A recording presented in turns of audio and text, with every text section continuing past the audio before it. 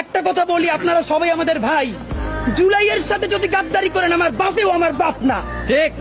আমার মা আমার মা না, আমার সন্তান আমার সন্তান না, ঠিক।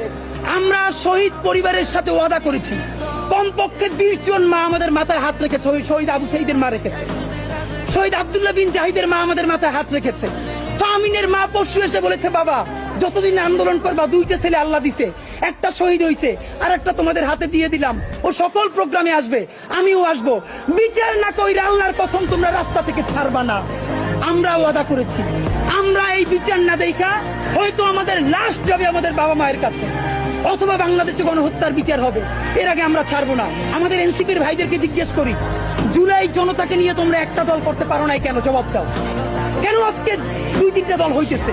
তোমরা একটা করছো, শুক্রবার আর একটা হবে, পরশু আর একটা হবে। কেন তোমরা কেন একা একা মাস্টার মাইন্ড হইতে গেলে আমারে বলো। ঠিক। তোমরা কেন বললা